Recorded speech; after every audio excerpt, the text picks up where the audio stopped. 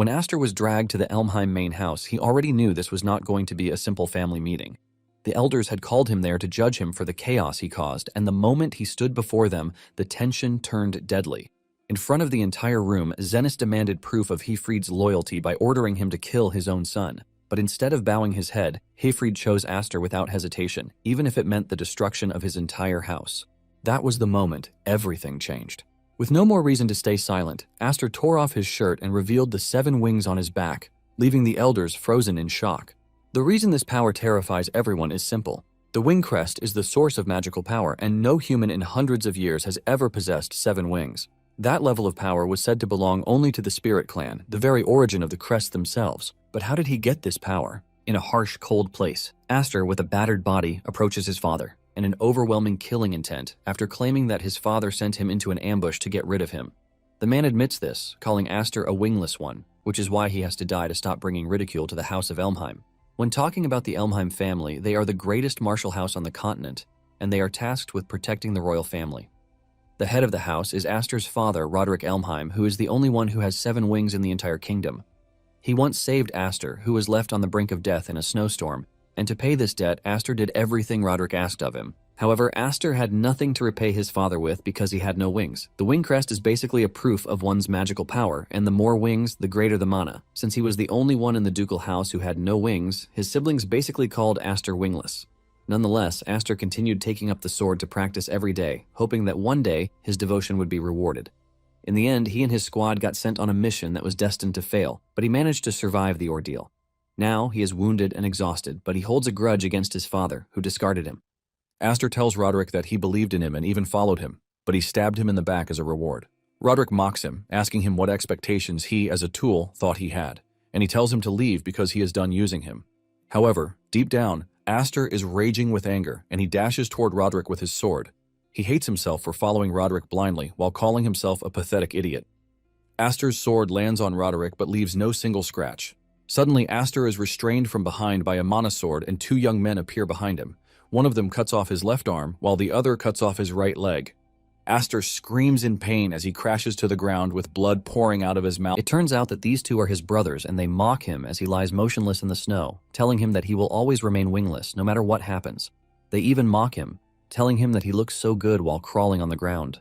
Aster punches the ground in frustration, asking Rodrik why he bothered rescuing him when he was a baby, when he knew he was just going to discard him later on. Rodrik bends down to tell Aster that he's getting everything wrong because he never had any use for him in the first place. Rodrik mentions that what he needed was the power of the 7 wings that were residing inside Aster. Aster is confused by this, and Rodrik adds that his mother was actually pretty useful because she bore the seed that would serve his purposes. After saying this, Rodrik walks off, leaving Aster with several questions in his head. He stretches his hand toward Rodrik, telling him to tell him everything, but his brothers finish him off with excitement by pushing their swords into his back. As he slowly loses consciousness, Aster questions his purpose if he was only born to die meaninglessly in the first place. Suddenly, everything becomes so warm, and by the time he opens his eyes again, he finds himself in thick snow. He looks around frantically and realizes that he is in a baby's body, leaving him wondering if this body is really his. Sleeping beside him is a dead woman who was clutching him in her arms. Aster uses the power of search to check everywhere, and he realizes that armed men are looking for him and the dead woman. Surprisingly, he hears that they are working for Rodrik, and they plan to recover him so that they can return him to Rodrik. This immediately jerks back his memory to what he was told about how he was found on a night just like that during a blizzard. It suddenly dawns on Aster that he might have returned to the past. However, he doesn't want to conclude yet, and he figures out that he will confirm this later, but he has to escape first. He knows that staying in the same position would only let him end up in Rodrik's hands again. Even though he is a baby, Aster starts crawling through the harsh snow with mana infused in his hands, just so he can get away as fast as he can. Even though the weather is harsh and he is already getting tired, Aster has no desire to hold back because he was always crawling in his past life, and he plans to do the same thing to survive no matter what. After crawling so far, he ends up passing out, and moments later, he is discovered by Hefried, the head of House Hefried, who is a viscount and his daughter. Hefried carries Aster in his hands, wondering why there is a baby in such a weird place. Hefried looks at the trail left in the snow by Aster and realizes just how far he has come, leaving him totally blown away. But at the same time, with questions of who Aster is. When Aster finally wakes up, he finds himself being stared at by a bunch of little girls who want to play with him. Aster panics because he can't understand what the actual hell is going on around him. Scared of whatever is going on, he jumps off and starts crawling away, but the girls chase after him, telling him to stop. Aster's survival instincts kick in and he continues crawling, aiming to get away from them. He ends up propelling himself into the sky with his magic, and he soon realizes that he is screwed as he starts descending to the ground with no way to stop it. Just when he is about to hit the ground and go splash, he is caught by the Viscount, who teases him for being a mysterious child. Sweat runs down his face with the realization that he almost died. Just then, Aster takes a look at the man, and this is when he realizes that he is in the hands of Hifrid, the Viscount of the Rodrik domain.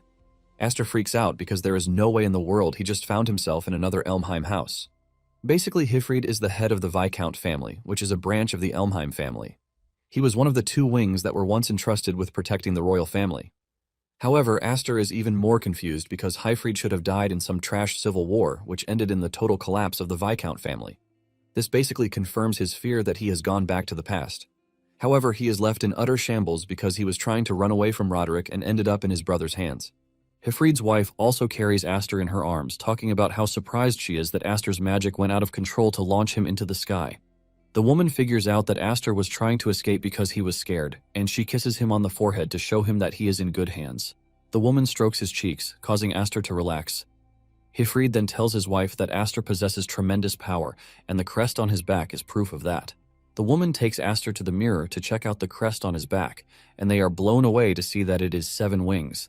Even Aster is surprised that he has the crest of 7 wings on his body. This is when he remembers what Rodrik told him before he was killed. Aster finally figures out that the dude basically saved him so he could take the 7 wings for himself. Aster is even more pissed when he realizes this because he was called a freaking wingless all through his past life just because Rodrik stole what was his. Hifrid's wife then asks him what he plans to do with the child. The moment Aster hears this, he freaks out because he is not about to let the power fall into the Elmheim family since he needs it to get revenge on Rodrik. Shockingly, Hifrid tells his wife that they should adopt Aster because he is still a young one who can't fly on their own. Hifrid mentions that he will take responsibility until Aster is able to take care of himself. Just then, the room's door opens and the girls crash on the floor, revealing that they have been listening all this time.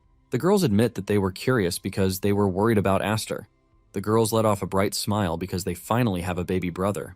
The woman of the house then gives him the name Aster. 10 years after this, Hifrid, Aster, and one of his sisters, Alfin, head to the Sword Dance Assembly, which is held annually by a certain duke family under the Elmheim umbrella. It is basically a social gathering for martial arts noble families, and it is a place for nobles to deepen their faith, while showing off the strength of swordsman candidates who carry the family name. The moment Hifrid and his children arrive at the location, the other nobles and spectators waste no time as they start whispering.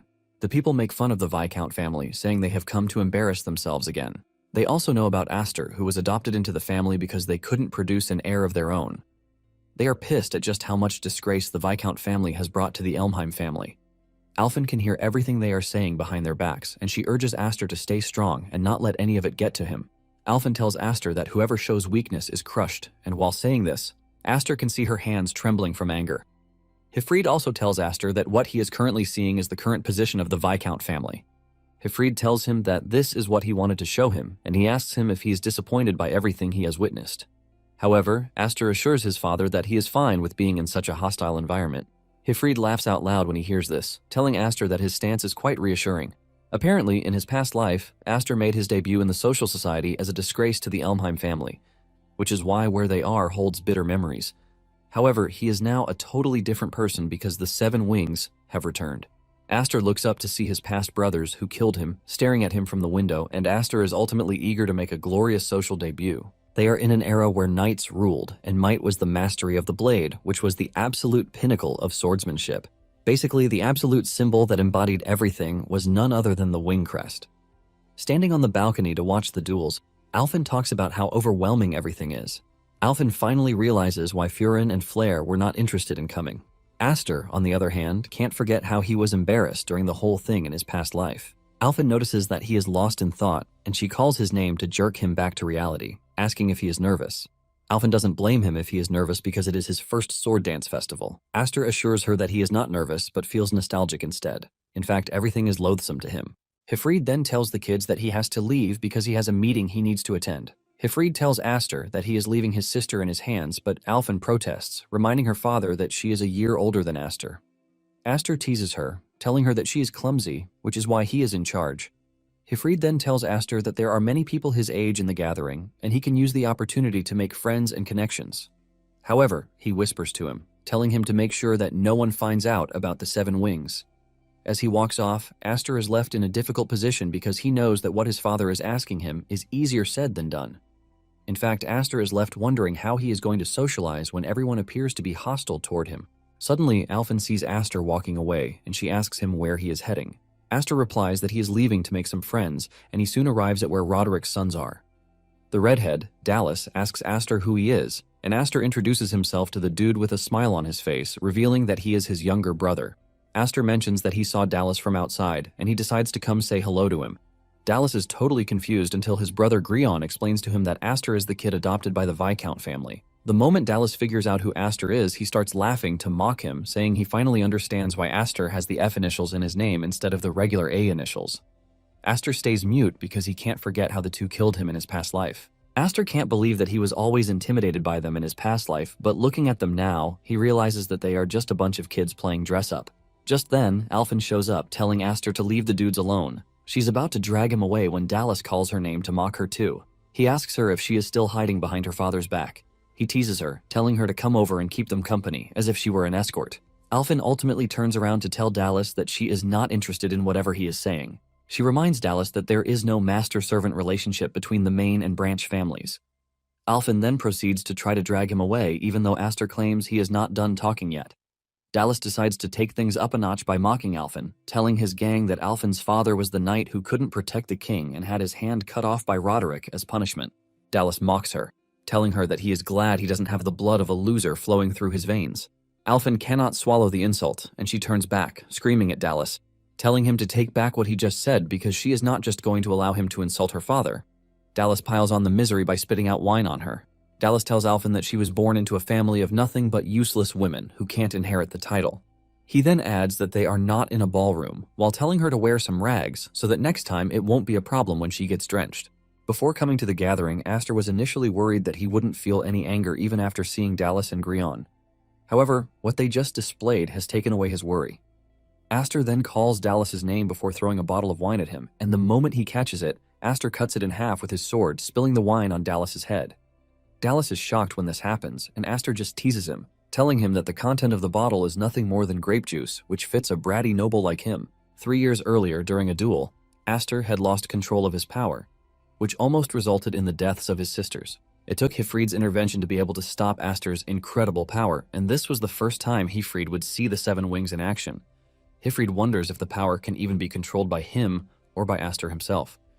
Now in the present day, Hifrid is still in the middle of the meeting when a servant rushes in to tell Hifrid that something is off. They ask the servant what the issue is, and he lets them know that the sons of the branch family and the main family are in a duel. Hifrid is shocked when he hears this, and he immediately rushes off. He meets Alphen on the way, and he asks her what happened. On the other hand, the elders of the family have rushed over to the arena to watch the duel. Alphen and Hifrid also join them as they stand on the balcony to watch the duel. The elders, on the other hand, are excited because they know how chaotic everything might become depending on the outcome of the duel. Dallas scolds Aster, calling him a fool for picking a fight with their ducal house. He reminds him that he is just a half-breed that was born in the wild. Dallas asks Aster if he is foolish enough not to understand the power difference between them because he wields a 4-wing crest. The people are blown away by Dallas's potential, and they believe that this is exactly why he is the ducal heir. Wielding 2 swords, Dallas teases Aster, telling him to show everyone his crest unless he is embarrassed to show it. Aster then replies that he is not as shameful as he, who is running around flaunting a mere pattern.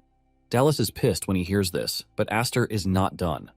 Aster tells Dallas that he has to apologize to Alphen if he ends up winning the duel, and Dallas agrees to this, but he tells Aster that he is going to turn him into his own personal dog if he ends up winning. Dallas dashes toward Aster, threatening to work him to death after he wins the duel. He swings his sword at Aster, but Aster blocks the attack. Nonetheless, the force from the attack is powerful enough to push Aster backwards and leave his hands vibrating. Dallas goes on the attack again while telling Aster that what he is witnessing is the power of the 4-wing crest. He continues swinging at him, forcing Aster to maintain a defensive posture. One of the elders watching the fight admits that Dallas's swordsmanship is immature, but he is able to compensate for it with his overwhelming magical power, which is why those who bear the crest will always have an advantage. In simple analogy, if the magic housed in 1-wing crest is like the flame of a candle, then the magic hidden within 4 wings is more or less an explosion. Dallas keeps up the pressure, overwhelming Aster and asking him where his initial excitement disappeared to. He asks him if he wasn't threatening to make him apologize before. Dallas continues teasing Aster while swinging at him, urging him to show him his power. Moments later, Dallas lands what he believes would have ended the duel, but Aster blocks the strike as aura swells around his body. Aster sends Dallas flying backward while telling him that he talks too much. Aster has basically been learning for the past 10 years, just so he can get the chance to enact vengeance on those who have wronged him. Aster leaps toward Dallas, landing a powerful strike that causes Dallas to lose balance. Dallas crashes to his knees, trying to block the attack, and Grion is shocked to see that his brother is being pushed back. Dallas cannot believe what is happening to him since he is a four-winged crest owner, but he is being overwhelmed by someone he calls a lowlife. Everyone watching the fight is left in shock as Dallas tries hard to stay in the fight. On the other hand, Hifrid is worried that things are going to get really bad. Aster looks totally immersed in the fight as he remembers how Dallas and Grion took his arm in his past life before killing him. Seeing his life flash before his eyes, Dallas starts begging, telling Aster to stop, and at the same time, the Viscount screams at Aster, telling him to restrain himself. The clash between the two ends in a massive explosion, and when the smoke clears, Aster has cut off Dallas's sword. He barely missed his head and only smacked the sword in between his legs. Seeing just how close he is to death, Dallas soiled himself, and Aster mocks him just as he mocked Alphen. He tells him to come wrapped in rags the next time so he doesn't mind getting soaked. Aster sheathes his sword with the declaration that he is no longer Aster the Wingless, and just by realizing this, he is relieved already. Suddenly, Aster feels an overwhelming presence behind him, and when he turns around, he realizes that it is none other than his arch-nemesis, Rodrik. Meanwhile, the spectators are all left in shock because no one expected Aster, who is from the branch family, to knock out the son of the main family. However, they know things have gotten complicated because there is no way Rodrik is going to stay silent after getting dragged through the mud. Rodrik walks into the arena and moves toward Aster, but Aster doesn't even take his head down as he stares into Rodrik's eyes. Rodrik stands towering over him, but Aster maintains his aura as he looks into the man's eyes. Dallas then grabs his father, whom he believes is there to help him. Just like the spoiled brat he is, he tells his father that Aster has defied the main family even though he is a half-breed. Dallas urges his father to use his power to deal with Aster, but suddenly, Rodrik pushes his sword into Dallas's hand. He pushes his hand into the ground with the sword in it, ultimately shattering his right hand. Everyone watching this, including Grion, is left in shock, and Rodrik berates Dallas, telling him that he has just dragged the name of their family through the mud, but he still has the guts to smile. Rodrik then pulls out his sword, and Hifrid has an idea of where this is going. He screams at Rodrik, telling him to stop, but Rodrik raises his sword, ready to cut down his son for embarrassing him, while telling him that he doesn't have what it takes to hold a sword. Just then, Aster jumps in between Dallas and his father, and Rodrik asks him why he is interrupting his judgment on Dallas. Aster replies that Dallas hasn't apologized to Alphen yet, so he can't die. He tells Rodrik that he is free to do whatever he wants to Dallas after he has apologized to Alphen. Rodrik is pissed that Aster is trying to act like he is a member of the family, even though he was adopted. Aster replies, telling him that he is the son of the Viscount, and even if they are not related by blood, the pride of a knight and the weight of a household are things that he has learned well enough from his father. Rodrik then decides to use this against Aster, telling him that as a member of the Viscount's house, he has needlessly tarnished the reputation of the main family, which is the pride of the king's sword. Rodrik tells Aster that what just happened is not something that can be settled as a mere childhood squabble. He reminds him that Hifrid gave his arm as a prize when he messed up. Rodrik then asks him what he plans to sacrifice, but Aster replies to this by telling Rodrik that what happened wasn't a mere sibling quarrel, but a legitimate duel. Aster tells Rodrik that all he did was answer the insults against the house of the Viscount with his blade. He reminds Rodrik of what he said about those who can't avenge themselves have no right to a sword. Aster makes it clear that he has no intention of throwing away even a single strand of his hair. One of the elders, who is an earl, is blown away by Aster's courage, and he refuses to believe that Aster is just 10 years old. Upon hearing what Aster has to say, Rodrik tells him to take his stance, and Aster immediately gets into a defensive position. Rodrik then lands a hit that sends Aster crashing into the wall, leaving a loud explosion. This leaves everyone shocked and scared that Aster is done for. Hifrid angrily leaps toward his brother with his sword, but Rodrik blocks the attack. Hifrid ignores Rodrik and rushes over to where Aster is.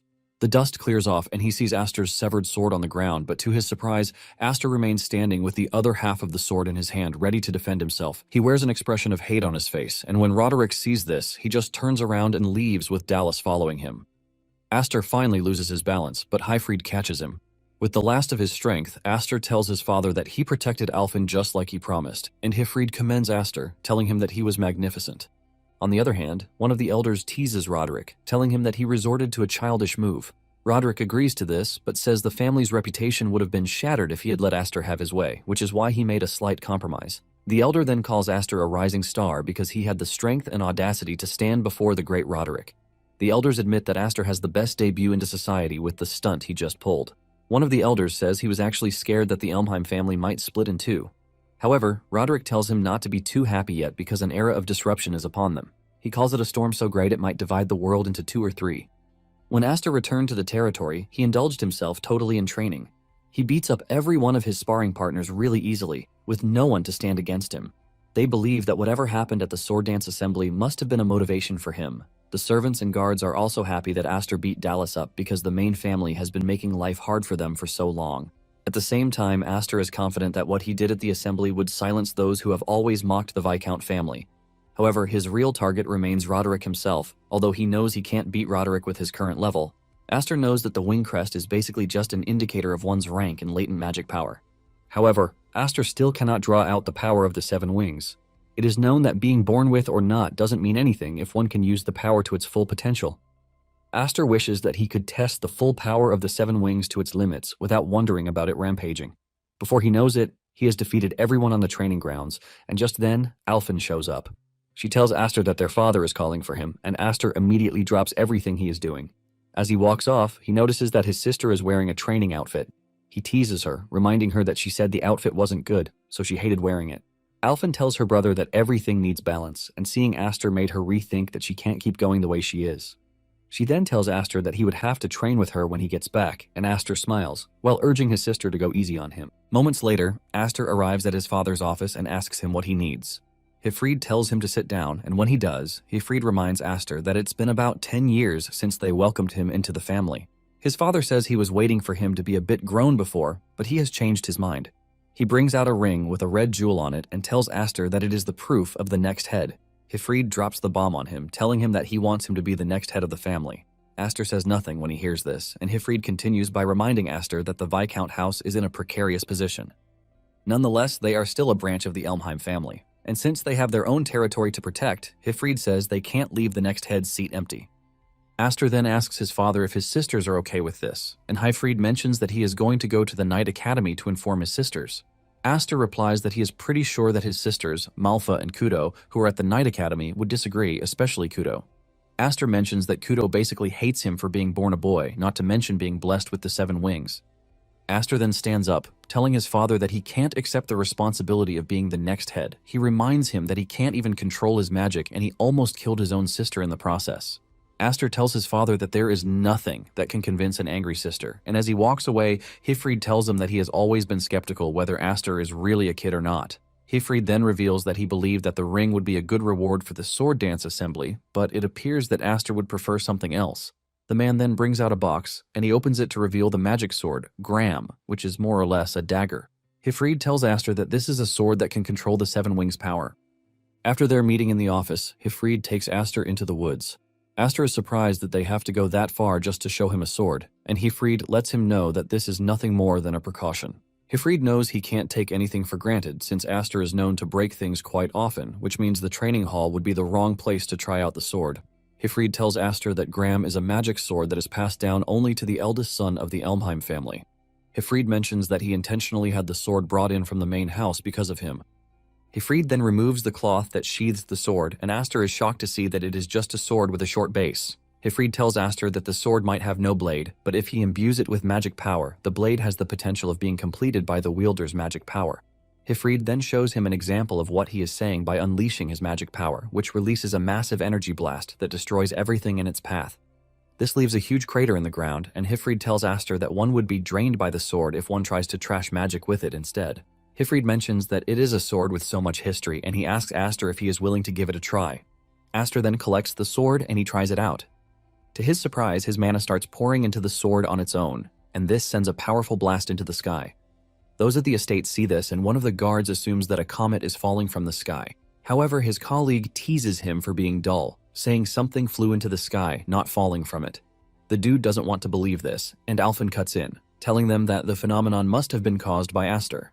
Back in the woods, Aster is blown away by how powerful the sword is, but Hifrid corrects him, telling him that his magic is what is extraordinary, and not the sword itself. He mentions that there has never been a single person possessing the 7-wing crest throughout the entire history of the Elmheim family lineage. Hifrid believes that Aster will have the power to surpass even Rodrik once he masters his power. However, the power also has what it takes to sow seeds of conflict because of its greatness. He lets Aster know that everyone will be after him if they find out that he possesses the 7 wings. He says there will be some who will want to exploit him, and there will be some who would want to kill him under the guise that he is a nuisance. Hifrid then urges Aster to make sure he becomes really strong while he still can to avoid something like this.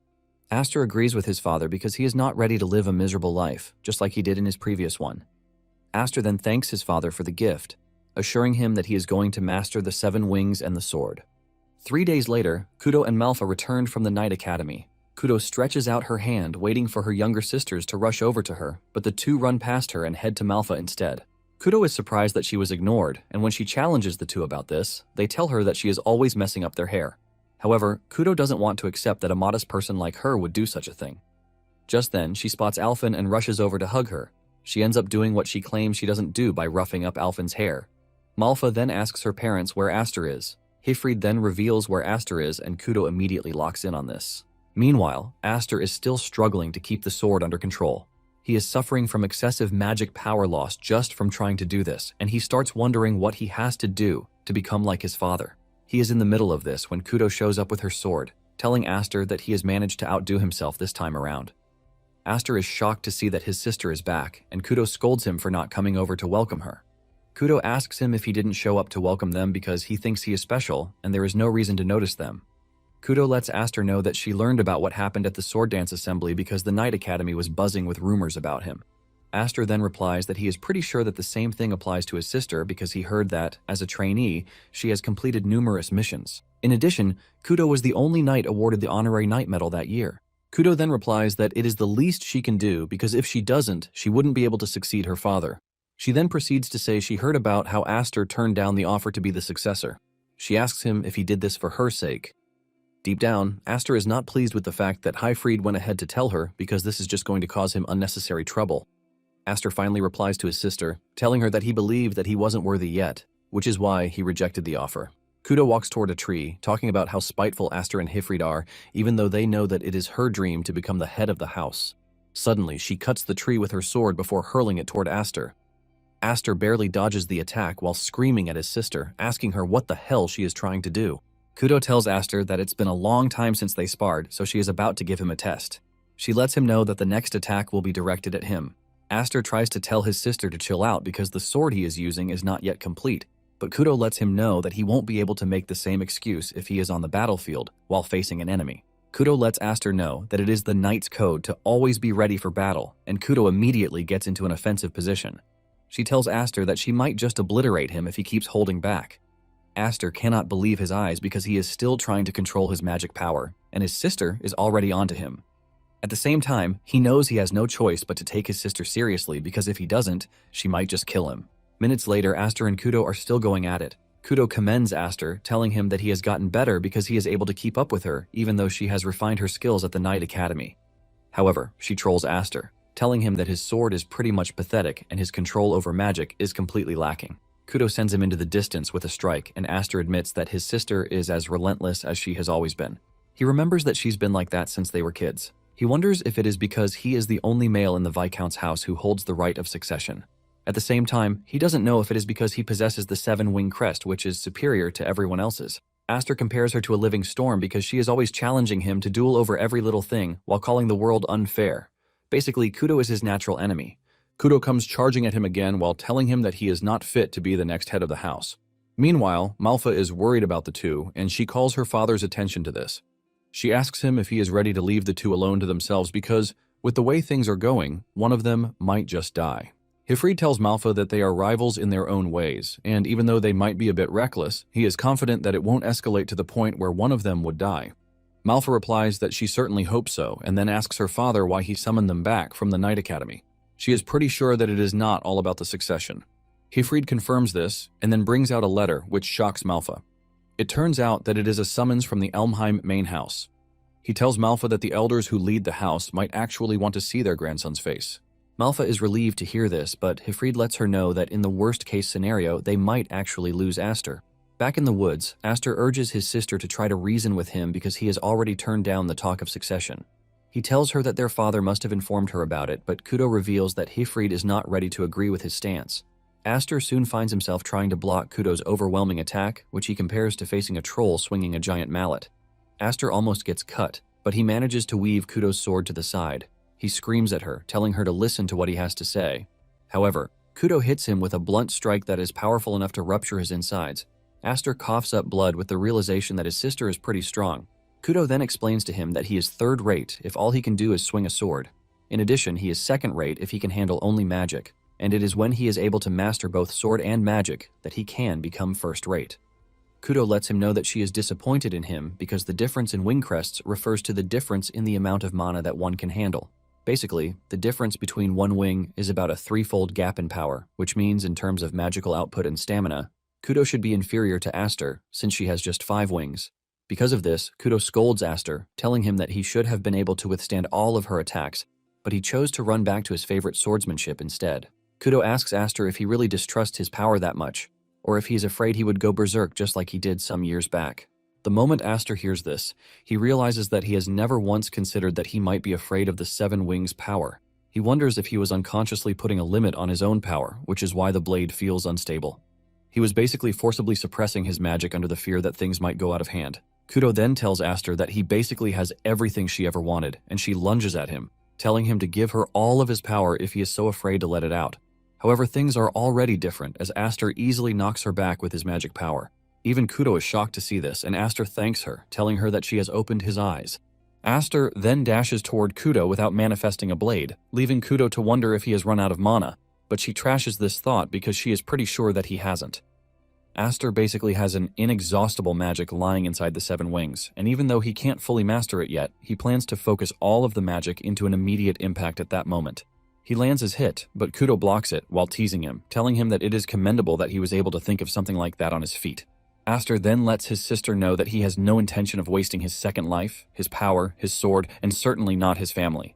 He reveals that he is going to hold on to all of these because he struggled to have them in the past. Kudo is left confused by what her brother means by the second life he is talking about. Suddenly, Aster leaps toward her, and she prepares a counterattack for him. Suddenly, Aster vanishes, and by the time he reappears, he lets his sister know that he is no longer holding back. He swings really hard at Kudo, and Kudo feels the sword passing through her midsection like she has been cut in half. Later on, Kudo wakes up in her room, and she is confused as to how she made it into her room. Surprisingly, Malfa is in her room, and she welcomes Kudo back to life. It then dawns on Kudo that she was in the middle of a duel, and she asks Malfa what happened. Malfa reveals that Aster was the one who carried her back to the estate, revealing that Kudo had fallen asleep during the duel. Aster believed that the fatigue from the journey had caught up to her, but Kudo disagreed with this. Kudo then remembers that moment in the duel where it appeared that Aster had cut her down. She realizes that Aster dispelled his mana blade just in time before impact. She figures out that what she felt was the lingering residue of the mana passing through her body. She heaves a sigh of relief that Aster wouldn't have killed her in the first place, since they are siblings. However, at that moment, she actually feared that Aster would kill her. Kudo cannot take away the idea that her brother is really spiteful, even though he is smaller than she is.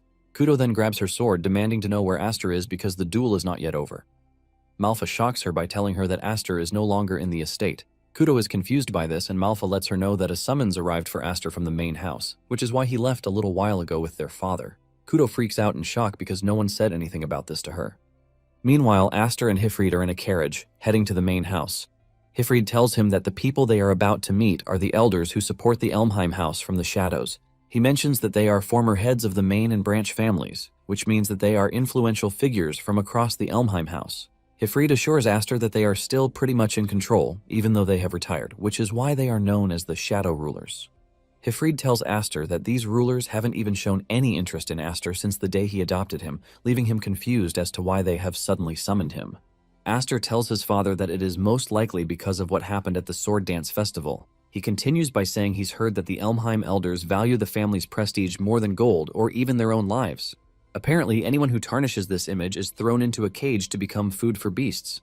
Hifrid is shocked that Aster knows this, and he asks him where he heard it. Aster gives a nervous reply that doesn't answer the question before revealing that he has prepared himself for some form of punishment or exile at the very least. Hifrid asks him if he is sure that he is ready to leave without saying goodbye, and Aster assures him that he is. He mentions that he was already planning to leave the moment his sisters arrived. In addition, he is pretty sure that Kudo doesn't like it when he is around because he annoys her. which means she will be able to relax once he is gone. Aster adds that thanks to Kudo, he has finally started to get the hang of handling Graham, and he is convinced that he can draw out more of the Seven Wings power than before. He tells his father not to try to help him from that moment forward, no matter what happens, because he is prepared to survive on his own. Suddenly, Kudo shows up by the window of the carriage, telling Aster that he is the youngest, so he doesn't have to act all high and mighty.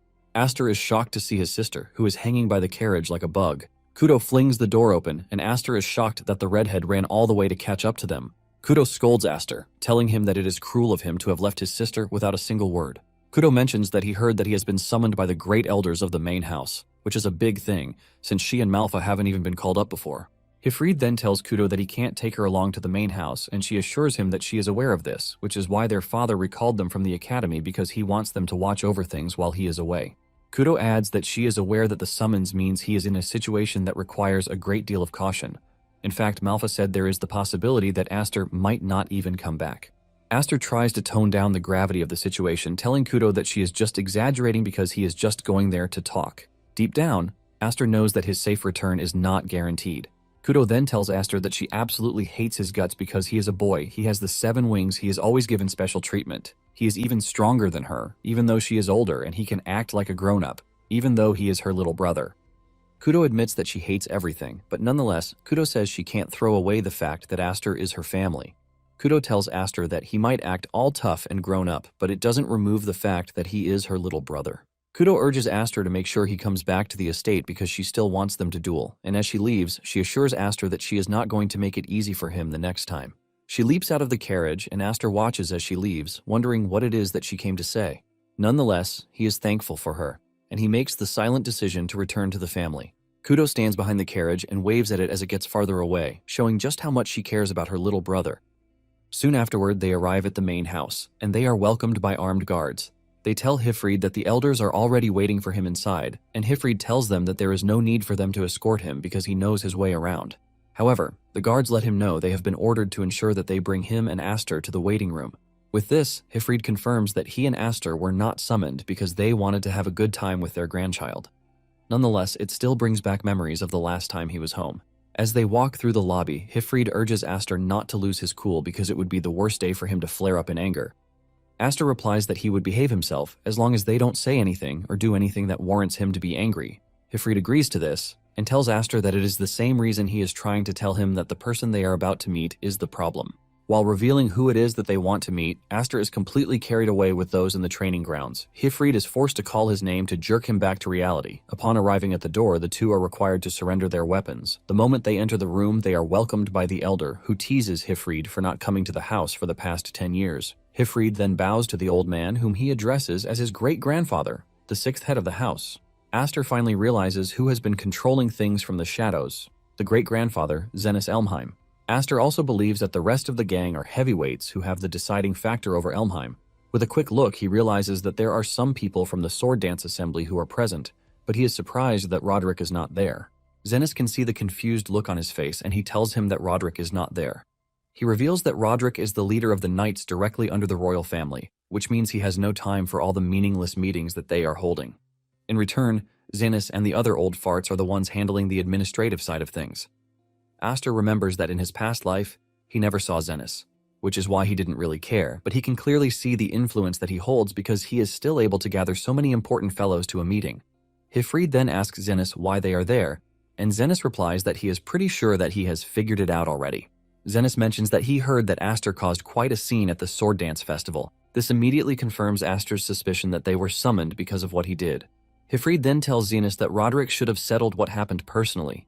The elders present in the room tell Hifrid that what Rodrik did was nothing more than a performance for the public, and it doesn't change the fact that the Elmheim name has been tarnished.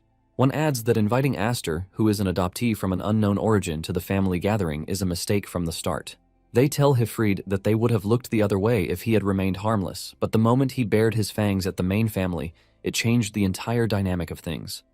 Zenith mentions that the right thing is to exile Aster, but lets Hifrid know that he is also going to be punished. It is at this moment that Aster gets on his feet to scream at the elders, telling them that he was the one who did everything, and it has nothing to do with his father.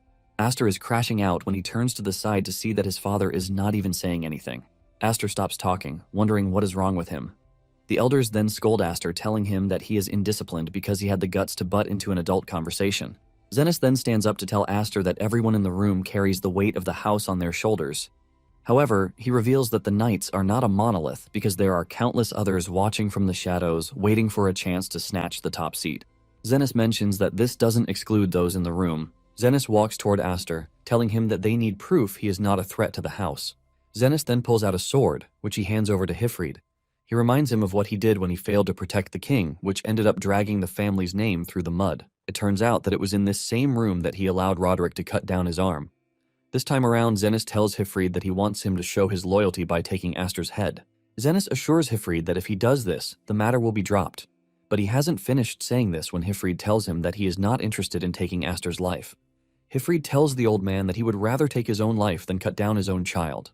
Aster is shocked when he hears this, and Zenith tells Hifrid that he has to die since he has refused to kill Aster. In fact, Zenith ultimately declares that it is the end for Hifrid's house because everyone, down to his children, will be killed.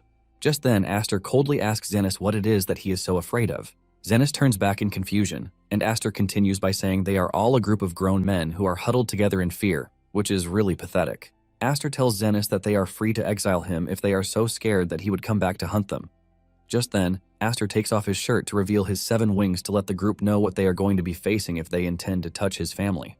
The entire room is left in shock, and deep down, Aster can only apologize to his father because even though he was told to keep quiet, he couldn't. With the crests on his back shining brightly, Aster tells the room that it would be best for them to think twice before making an enemy of him. The elders and guards don't want to believe what is right in front of them, and they even assume that it is fake because this is the first time it will appear on a human body in hundreds of years. With a cold voice, Zenith asks Aster if he understands the weight of the mark that he carries, and Aster assures him that he knows because he's heard that people get more surprised the more wings that one has. The Earl, who remains on his seat, laughs out loud when he hears this, but quickly offers his apologies before telling them to continue their charade. Zenith then explains to Aster that a crest is an organ that generates magical power, which was gifted to humans by spirits in ancient times. Humans have been able to make use of their strength pretty well by passing it down generations, but no human has been able to reach 7 wings, with the sole exception of the Spirit Clan, the progenitors of the crests themselves. Aster then asks Zenith if he is suggesting that he is a member of the Spirit Clan, and Zenith says there is a possibility if it is actually true that his wings are real. Aster replies to the old man, telling him that he is Hifrid's son, and at the moment, he doesn't care about the circumstances of his birth. Aster tells Zenith that all he wants to know is if he is prepared to have him as an enemy or not. Aster mentions that there would be plenty of noble houses ready to take him in if there is ever a chance that he is expelled from Elmheim. Aster lets Zenith know that this would be bad for him because they are scared of rebellion already, which means it would be better to keep him around, since he is the symbol of the 7 wings, who surpasses even the great Rodrik. Everyone is left speechless by everything Aster just said, and deep down, Aster knows how to play his game. He remembers the old man talking about a rebellion, and it is no joke that a rebellion is actually coming. It is a massive civil war that will engulf the entire country, and since he already knows what is going to happen thanks to his past life, Aster is prepared to know at that moment who is an ally or an enemy so that the Viscount house can survive. Zenith finally scoffs and asks Aster if he thinks he is that important. He mentions that there is no proof whatsoever that the 7 wings he carries are real, and Aster tells him that he is free to kill him if he doesn't believe him. However, he lets him know that this will only mean war between him and the elders. Deep down, Aster knows that Elmheim would have no issues killing him if they really want to, but he wants to see if they are going to take the bait or not. Just then, the Earl, Maze, claps his hand and gets off his seat, telling Zenith that it would be better if they set a trial for Aster. The elders scream at Maze, asking him what he is trying to say, and Maze asks them if they are ready to see the power of the 7 wings or not. They ask him what he means by this, and he reminds them that they are in the greatest martial clan, which means there must be a couple of suitable trials lying around in the estate. Seeing this, Aster immediately figures out that Maze is an ally. Surprisingly, the old man agrees to Maze's suggestion, and he tells Aster to follow him because disciplining a grandson who doesn't know how to hold his tongue is his duty as his grandfather. Moments later, they arrive at the trial grounds, which are somewhat dark. Zenith shows Aster an underground path that leads to the waterways, which used to be an evacuation shelter for emergencies, but Zenith now keeps a magic beast locked in there. Zenith tells Aster that the trial is simple and it is for him to defeat the magic beast. Hifrid sighs in frustration, and he reminds Aster that he told him to keep the existence of the 7 wings a secret, but Aster lets his father know that he can't continue keeping something so flashy a secret forever. As he rappels down the hole, Hifrid tells him not to let his guard down. Aster's eyes lock with Maze's, and he can see the interest in his eyes as he goes down the underground path. Upon getting to the bottom, Aster notices something cold, and this is when he sees Dallas's head lying around on the ground. This shocks him to his bones, and Zenith reveals that he also gave Dallas the chance to redeem his honor, but he did nothing but cry until the very end, which was quite unbearable to watch. Zenith urges Aster not to disappoint him, and just then a blue magical beast appears right in front of Aster, and it lets out a loud roar that lets Aster know that he is truly up for a serious trial. Even though Dallas was quite annoying, Aster actually pities him. Just then, the beast comes dashing at Aster, but he cuts it into pieces with just a swing of his sword, leaving the spectators speechless. Aster sheathes his sword, admitting that the beast might be scary, but his sister is scarier. Suddenly, something strange happens, and by the time Aster turns around, he realizes that the beast is back together, which means it is a freaking undead. Hefried screams out in fear, asking Zenith why such a terrifying beast is lying around in the basement of the estate. Zenith then reveals that the undead are drawn to the scent of death, and it must have thought it could have the best life in the estate, which is why it crawled to the basement. Since the beast won't die if one cuts it 1,000 times, Zenith had it captured, thinking it would be the perfect opponent to test one's strength. Zenith says it is thanks to this that they no longer have trouble disposing of corpses. One of the elders expresses his fear, revealing that an undead is a handful for even a skilled knight to capture, but Zenith is clearly telling Aster to kill it. They ask Zenith if he intends to watch the child of the Seven Wings die, but Zenith tells them that it would mean Aster is a fake if he actually dies to the beast. Zenith then adds that even if Aster dies, it only makes things convenient for them because there are ways. Maze, on the other hand, is worried, and he hopes that Aster does his best not to die. Back in the basement, Aster has slashed the beast loads of time, but there is no progress whatsoever. The beast's regenerative power is overwhelming compared to that of a normal undead. In addition, an undead is already dead, which means to kill it completely, one either burns it to death with sunlight or one must purify it with a weapon imbued with holiness. And if one cannot do either, it is advised to just run away because fighting an undead is pretty useless. However, in Aster's case, he knows that there is no path for retreat. He figures out that using conventional means doesn't complement the fact that he has the Seven Wings power residing in him. This basically means he has to crush the undead with overwhelming force to show them what he is capable of. Aster unleashes a powerful attack that leaves the elders jumping in their seats because they are finally getting to see the power of the Seven Wings. Aster's last attack leaves a cloud of dust that surrounds the basement, leaving the spectators wondering what is happening. By the time the dust clears off, the beast is still active, and before Aster can react, the beast knocks him to the ground. Hefried calls his name in fear, and Maze urges Hefried not to try to jump in to save Aster. Hefried asks the Earl if he is suggesting that he watch his son die, but Maze tells him to calm down and have a look at what is going on. Maze can see the smile on Aster's face, and he believes that he has a trump card he hasn't used yet. With the beast on top of him, Aster raises his sword and imbues it with mana, firing off a powerful energy blast into his body just like his father did in the woods. The beast coughs out blood as its insides are ruptured by the blast. Since the beast has refused to die, Aster plans to keep peeling away its life force until it finally dies. Hefried is shocked when he sees what Aster is doing because he only showed him that method once, but he is even taking it to another level. Thanks to the amount of energy that Aster is firing off, the whole area starts to shake, as if it is about to collapse. Some of the elders want to run away in fear, and they call Zenith to join them, but Zenith is totally immersed in what he is watching. Zenith is blown away by the overwhelming power emanating from Aster's body, and he finally understands the power of the Seven Wings. Moments later, the panicking elders finally get back on their feet when there is no rumbling again. They rushed over to check what had happened, but Zenith didn't move an inch, and he witnessed everything. He realizes that Aster caught the undead in a vortex of magical power and wiped them out. Zenith can only agree that it was a brute force display of pure quality as well as quantity, which is an incredible magical feat, but doesn't essentially qualify as a technique. This leaves Zenith wondering if this is really the power of the Seven Wings. Zenith then asks Hefried if he was the one who taught Aster what he just did, but Hefried says no. He admits that he is also amazed at how much his son grows by the day. Maze quickly asks the elder if he is satisfied and if he believes that Aster has passed the exam. With a stern face and expression, Zenith asks the rest of the group if there is anyone who objects, but none do. Maze wastes no time announcing to Aster that he passed the test and that he should return to the surface quickly. Aster teases them, pointing out the fact that the chain that lowered him into the underground basement has been destroyed, so he urges someone to throw a rope for him to use. Later on, Aster meets with Zenith in his office, and Zenith offers him a spot in the succession to the head of the family, but Aster rejects the offer. Zenith asks him if he is sure that this is what he wants because the moment he misses this chance, it might not come back. Aster lets the man know that he has no interest in the succession struggle of the family, and in addition, his presence would only cause unrest among his cousins. Aster tells Zenith that he doesn't belong in the main estate, but in Hefried's manor. Just then, Zenith tells him that he can be humble all he wants, but he cannot hide the ambition reflected in his eyes. Zenith says it is all over his face that he intends to turn his hostility toward Elmheim in the long run, and this shocks Aster. Zenith asks him if the person he is after is Rodrik, but Aster's expression immediately becomes defensive.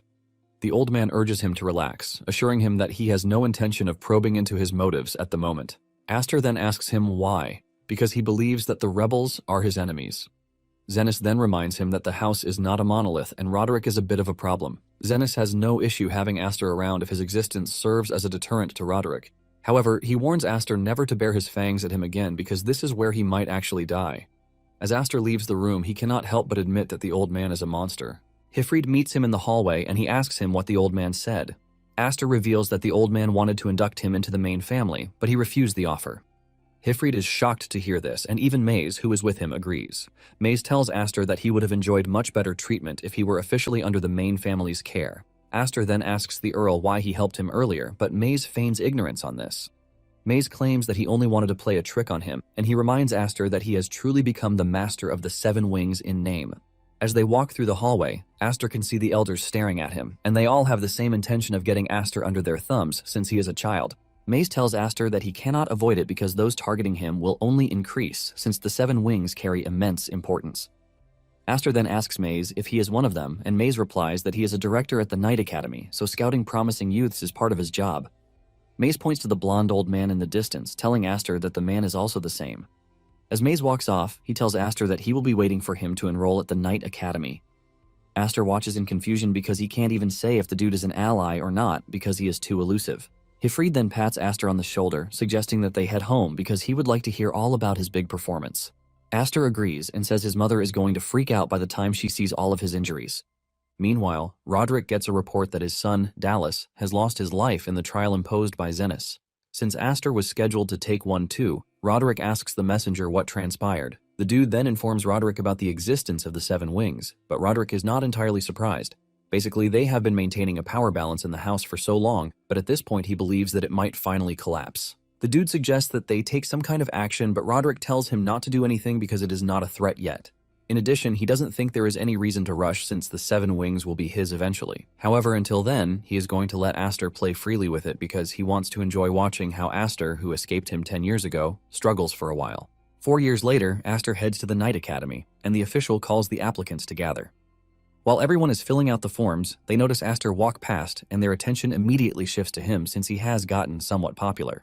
Aster walks to the desk to register his name, and the official tells him that he would have to present his wing crest because they can't let anyone who doesn't have magic through, since they don't want anyone faking it. Suddenly, the official reads Aster's name, and he is shocked at his last name, which is Elmheim. Aster then smiles at him, asking if he still has to show his crest because his crest is actually in a place where it is somewhat hard to reach. With a smirk on his face, he asks the official if his face is enough to get him in.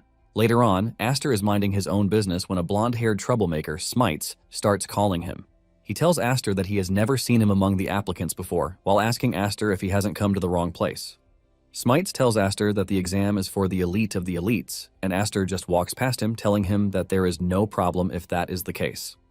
Smites yells at Aster, telling him that everyone in the hall has gone through rigorous training and has come back to take the exam repeatedly. He mocks Aster, telling him that he is going around dangling a kid-sized sword, ultimately dreaming of an elite path. Smites continues by telling Aster that the exam is not for people like Aster, and he casually tells him to get lost if he is only there to sightsee. Meanwhile, the other applicants are not surprised by this because this is how Smites treats newcomers every year. In addition, they can't believe that he is seriously messing with Aster of the 7 wings.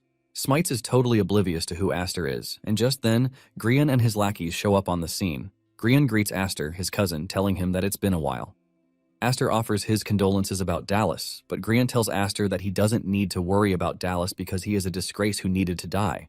In fact, he feels refreshed and glad that Dallas is gone because he was always acting high and mighty because he was a year older. Grian then tells Aster not to underestimate those of them in the main family, even though he has the 7 wings to boast about, because there is no one in the academy to protect him. After saying this, Grian and his gang walk off, but the candidates are only impressed that there are 2 members of the Elmheim family present, which means it is a good year. It is at this point that Smites realizes that he's screwed, and he quickly walks up to Aster, acting all nice. Aster returns the gesture as he smiles at Smites, telling him that he can call him by his name. Not long after this, they report to the first exam venue, and the official taking charge of the exam welcomes all of them. He lets them know that the royal knights are different from the local knights who run rampant in the countryside. He continues by saying they protect the king and they are honored swords who risk their lives for the king, which means they have no need for useless people. He tells them to consider the day's exam as a battlefield, and they are expected to show their true worth to their heart's content. Deep down, Aster can't believe the nonsense that the dude is saying, but he doesn't really care because he's finally made it back to the academy again. Back when he was wingless, he wasn't even given the opportunity to stand right where he was. Basically, beyond that point is a world of the strong that he was never able to reach, and the man who stays at the top is Rodrik. Aster urges Rodrik to wait for him because he is going to catch up to him in no time. However, to do this first, he has to break through the selection exam, and just then, the official declares the exam open. Suddenly, one of the applicants is sent to the ground with an arrow piercing his head. This immediately tells the applicants that the exam is not a joke, and the officials reveal that the exam is called the Trial of the Turret. He lets them know that those who stand at the end will be the winners. In no time, a barrage of arrows starts raining down on the applicants standing in the hall. Some of the applicants panic and try to run, but the arrow still catches them. Other applicants, on the other hand, form a group to protect themselves, and these are former applicants who are already used to the system. However, even with this, the survival rate is still about 30%, and he believes that their method to form a circle will soon reach its limit. Basically, what they are hoping to see is the overwhelming power that only someone with a wing crest can achieve. Suddenly, some of the applicants notice that Aster is not moving, and they believe that he is an idiot who must have frozen up in fear. Grion also thinks it is the end of the line for Aster, but the moment some arrows come flying at him, Aster easily repels all of them. The applicants are left in shock when they see Aster create a whirlwind with his magic power just to repel the arrows. Aster keeps this up, leaving the other applicants to start asking what kind of monster he is because not a single arrow is reaching him. Even the official is impressed because Aster is basically manipulating his mana to make it seem like he is in a storm. Soon afterward, the rain of arrows stops, and the official is surprised that more people actually survived than he expected. The official commends the survivors, telling them that they have passed the first trial, unlike the corpses lying all around them. However, he lets them know that there is no time to rest because he is going to guide them to the next trial grounds. Smite sighs in frustration, talking about how the official is sent straight from hell. Aster is surprised that Smites is already exhausted from the mere arrows that were thrown at them. Smites, on the other hand, cannot believe that Aster is acting totally unfazed, as if nothing happened. Even the official is impressed that there is no sign of tiredness in Aster, even though he just used a whole lot of mana, and this just proves the power of the 7 wings, but he is curious to see how Aster is going to fare in the next trial. Grion, on the other hand, is pissed that his cousin survived, and he remembers getting an order from a certain someone who told him to make sure he does everything in his power to prevent Aster from becoming a royal knight for the future of Elmheim. Upon arriving at the next trial grounds, the official tells them that they will exchange their swords for identical swords to ensure fairness. Smites is confused about the whole thing, and Aster asks him if it was different before, and Smite says they have never worried about their swords. Smite suggests that they might be cautious because of Aster's weird sword. Just then, Grion shows up, teasing Aster, telling him that it appears that he has found a lackey for himself, which is Smites. Smites is pissed when he hears this, but Grion quickly intimidates him by whispering in his ears, telling him that he is going to learn a painful lesson if he wags his tail at the wrong person. Smites shakes up in fear, and he tries to get Grion to take back what he said, but Grion ignores him. Smites even goes as far as telling Grion that he has nothing to do with Aster. Aster looks around and realizes that he is in a hostile environment. Just then, the official shows up to explain the rules to them. He tells them that the second trial is a siege battle, and they will be divided into 3 teams to battle for control over each other's camps within the forest. He mentions that a camp is considered to be occupied when one's team flag is raised on its flagpole. He explains that the team occupying 2 or more camps by the time the evening bell rings will be the victor. However, any action that renders the flag unusable, such as destroying or confiscating them, is prohibited. Aside from this, there are no other prohibited actions, and they are free to use the swords given to them because they can even kill their enemies with them. After saying the rules, the officials tell them that it is time to announce the team members who will be participating in the trials with them. Soon afterward, the smoke signal goes up in the air, and this is a signal that the trial has begun. Basically, there are 3 flags per team, and they need to capture at least 2 camps, including their own. Smites tells Aster that this can only mean that out of the 3 teams, there will only be 1 winner. Aster confirms this and asks Smites if there is anything he is worried about, and other team members point out that this means they would have to fight Elmheim. Aster immediately realizes that things are about to go south. Smites mentions that they are terrified of Elmheim's retaliation because their opponent is Grion, the young master of the main Elmheim family. Smites tells Aster to imagine a scenario where they point a sword at Grion during the trial. Smites fears that the blowback might be bad and can even cause their entire families to be wiped out. Smites lets Aster know that they are all scared of making an enemy of Elmheim. Smites ends it by telling Aster that there is always a next trial, so it is better they wait till then instead of throwing their lives away. In the end, Aster is left to compete alone in a team battle. Nonetheless, he understands the fear of Smites and the others because Elmheim is truly terrifying. They are basically a family of tyrants that cannot be defied. In the trials, Grion is the symbol of that fear. Even though his team members believe that he wouldn't understand this, he is just like them from an outsider's point of view.